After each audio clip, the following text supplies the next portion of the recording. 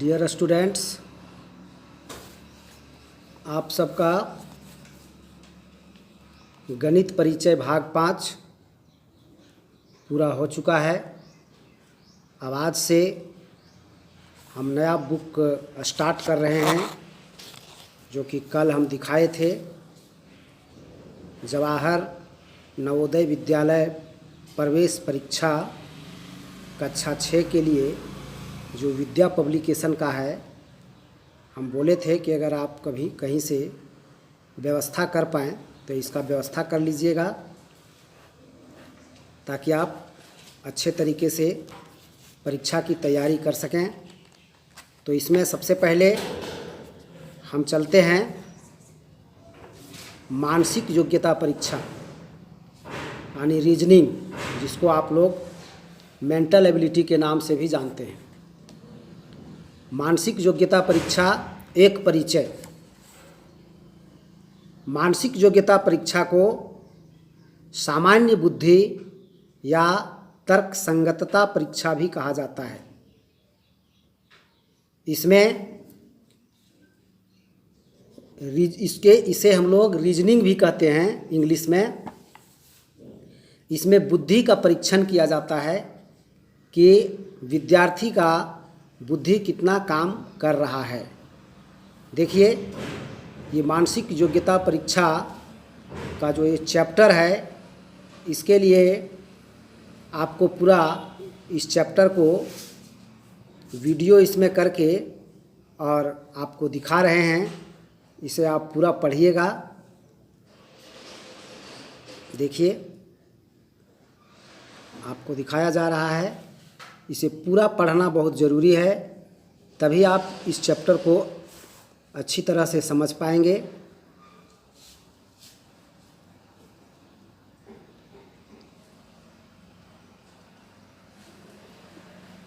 पूरा पेज आपको दिखाया जा रहा है। और मानसिक योग्यता परीक्षा अर्थात रीजनिंग में आप सबसे पहले रीजनिंग का फुल फॉर्म देखिए। रीजनिंग का full form R for remember and responsibility. देखिए यहाँ पर R for remember and responsibility, E for evaluate mental ability, और फिर A for alertness and activity. उसके बाद है आपका S for study under real and ideal direction, O for organising power, N for natural mental image, और I for improve thinking power. उसके बाद आपका आता है N फॉर नोबल माइंडनेस। उसके बाद लास्ट लेटर है इसका G फॉर गुड थॉट। यानी रीजनिंग को आपको अच्छी प्रकार से समझने के लिए, रीजनिंग के क्वेश्चनों का जवाब देने के लिए आपको इतने गुणों का होना आवश्यक है। तो हम देखते हैं आगे, रीजनिंग का कुछ क्वेश्चंस देखते हैं। सबसे पहले हम रीजनिंग में कई प्रकार के क्वेश्चन पूछे जाते हैं। आपके नवोदय विद्यालय के परीक्षा में रीजनिंग में कई प्रकार के प्रश्न पूछे जाते हैं। उनमें से आपको सबसे पहला प्रकार है समान आकृति परीक्षण।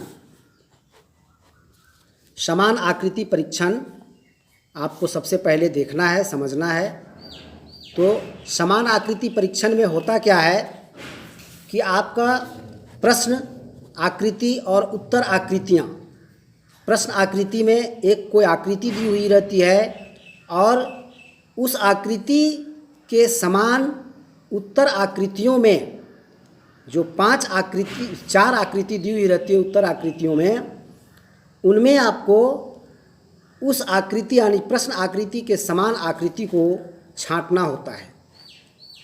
उनमें से एक सेम हूबहू वही आकृति होती है, बाकी आकृतियों में कुछ न कुछ भिन्नता होती है। तो इसमें आपको बहुत ही बारीकी से, बहुत ही दिमाग से, सूक्ष्मता से आपको पहले प्रश्न आकृति को देखना होगा। उसके बाद आपको उत्तर आकृति में उस आकृति को ढूंढना होगा कि उत्तर आकृति का कौन सी आकृति प्रश्न आकृति से मिलती है, यानी सेम वही आकृति है। उदाहरण के लिए आप देख लीजिए, उदाहरण एक आप देख रहे हैं अभी। देखिए उदाहरण 1, समस्या आकृति में आपका एक त्रिभुज दिया हुआ है और उत्तर आकृति में भी आपको 4 त्रिभुज दिया हुआ है। तो आपको ये देखना है कि समस्या आकृति के समान इन चारों में से कौन सा त्रिभुज है। तो स्पष्ट है कि ये जो 3 नंबर में है ये आपका समस्या आकृति के समान है, इसलिए यही इसका आंसर होगा। उदाहरण 2 भी आप देख सकते हैं।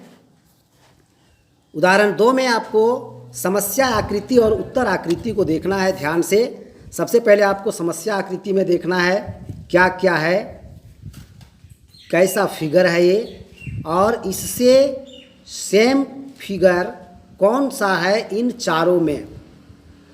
तो इन चारों में हम लोग को ढूंढना पड़ेगा, एक एक बात को मिलाना पड़ेगा, एक एक बिंदु, एक एक उसके अंदर जो बना हुआ है, छोटा सा वृत्त बना हुआ है, त्रिभुज बना हुआ है, कलर किया हुआ, इन सबको मिला करके जब हम देखते हैं, और आप भी थोड़ा सा बारीकी से देखिएगा तो आपको पता चलेगा कि ये जो उत्तर आकृति में जो 3 में है, ये 3 वाला ही समस्या आकृति से पूरा मिलता जुलता है, इसलिए इसका भी आपका आंसर होगा 3 नंबर। ये सब एग्जाम्पल है, एग्जाम्पल में आपको देखते जाना है। अब आपको उदाहरण 3 में आना है। इसी का उदाहरण 3, समस्या आकृति को देखिए आप, और उत्तर आकृति में आपको ढूंढना है। तो उत्तर आकृति में समस्या आकृति के समान उत्तर आकृति का 4 नंबर है। आप देखिए, बढ़िया से मिला करके देखिएगा। उसके बाद आपका उदाहरण 4 में देखेंगे। उदाहरण 4 में समस्या आकृति के समान उत्तर आकृति का पहला नंबर आकृति है, 1 नंबर। उसके बाद आपका उदाहरण 5 देखिए।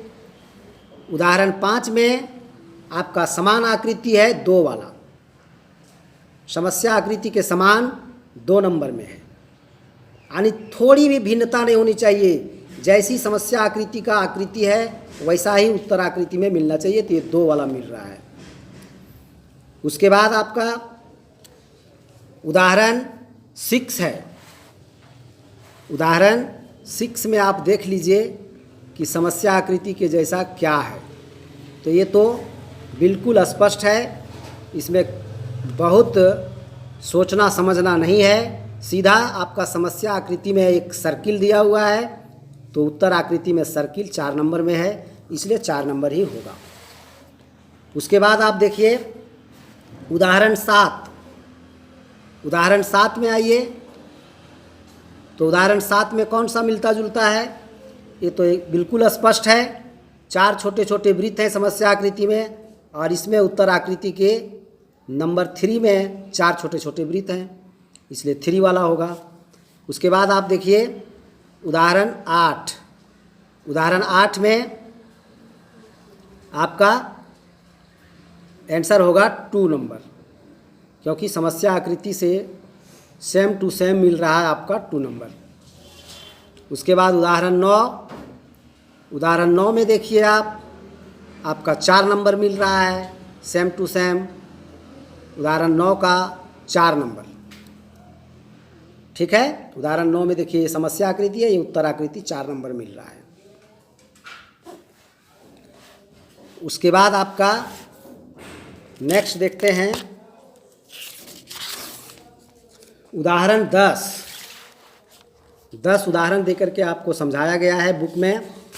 10 उदाहरण को आप देखिए, इसमें समस्या आकृति से सेम टू सेम मिल रहा है उत्तर आकृति का 1 नंबर एकदम हूबहू मिल रहा है। तो ये आपका हो गया। ये बहुत ही आसान चैप्टर है समान आकृति, क्योंकि आपको करना क्या है कि समस्या आकृति का फिगर को देखना है और सेम टू सेम फिगर उत्तर आकृति में चारों में से एक को छांटना है, और तो कोई बात है नहीं। तो इसमें आपको प्रश्नावली 1 दिया हुआ है। प्रश्नावली 1 में आपका क्वेश्चन है, देखते हैं वो टोटल क्वेश्चन कितना है। आपको एक दिन में प्रश्नावली 1 को बना लेना है पूरा। तो आप देखिए, आपको पूरा सभी क्वेश्चंस का वीडियो हम इसमें दिखा रहे हैं। ये प्रश्नावली 1 में आपका देखिए क्वेश्चन नंबर 1, 2, 3, 4, 5, 6, 7, 8 क्वेश्चन आपका इस तरफ। एक पेज में आपको 2 तरफ दिया हुआ है क्वेश्चन। देखिए 9 नंबर से यहाँ पर है, 9, 10, 11, 12, 13, 14, 15, 16 क्वेश्चन इस पेज में। उसके बाद हम आते हैं दूसरे पेज में 17 नंबर से। देखिए आप 17, 18, 19, 20, 21, 22, 23, 24, 25, 26, 27, 28 क्वेश्चन तक। फिर 29 से यहाँ पर है आपका। अब देखिए 29 नंबर क्वेश्चन, 30, 31, 32, 33, 34, 35, 36, 37, 38, 39, 40 क्वेश्चन आपका इधर हुआ। उसके बाद हम देखते हैं क्वेश्चन नंबर 41 से। क्वेश्चन नंबर 41 देखिए आप,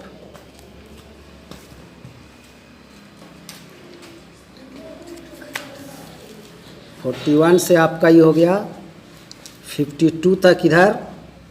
उसके बाद 53 से देखिए 53,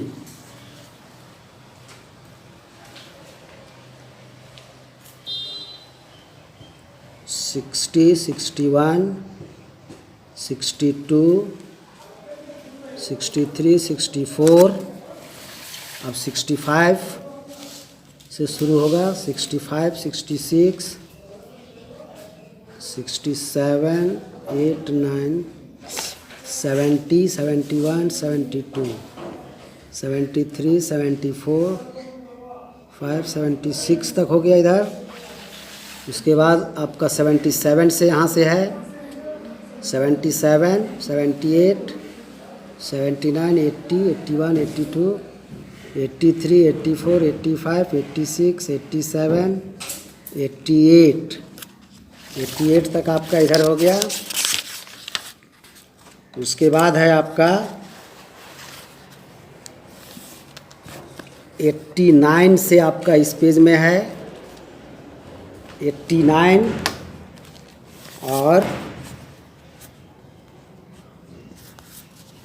89 के बाद 90, 91, 92, 93, 94 तक हो गया इधर। उसके बाद आपका 95 से 95, 96, 97, 98, 99,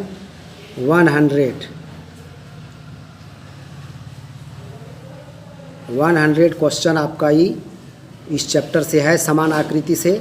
टोटल समान आकृति का ही है क्वेश्चन। आपको 100 क्वेश्चन का 100 क्वेश्चन बनाना है।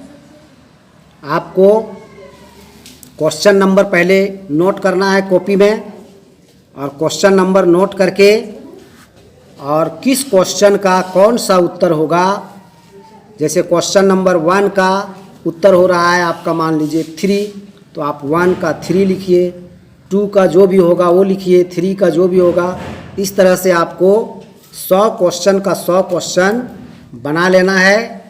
और उसके बाद हम कल आप लोगों को इसका उत्तर मिलवाएंगे, आंसर मिलवाएंगे, क्योंकि अभी आपको खुद पहले बनाना है, खुद प्रयास करना है। खुद प्रयास करने से ही आप सीख पाएंगे।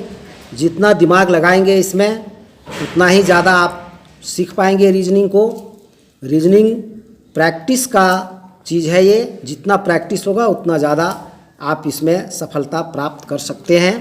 और एक आवश्यक सूचना है स्पेशल क्लास के छात्रों के लिए कि आपको मैथ छोड़ना नहीं है। अभी जब तक रीजनिंग चलेगा, मैथ आपको डेली बनाना है। टोटल चैप्टर ख़त्म हो गया तो आपको पुनः स्टार्ट करना है 1 से और रिवाइज करते जाना है। डेली दो चैप्टर का रिवाइज करना है आपको। 60 एक्सरसाइज है, वो 30 दिन का आपका वो रिवाइजिंग चलना चाहिए। और डेली व्हाट्सएप करने वाला जो है वो आपका अभी टेस्ट पेपर 6 अभी चल रहा है, जांच पत्र 6। उसके बाद फिर बताएंगे दूसरा 7 और 8 के बारे में। तो आज का ये आपका रीजनिंग का क्लास यहीं पर अभी स्टॉप होता है। धन्यवाद।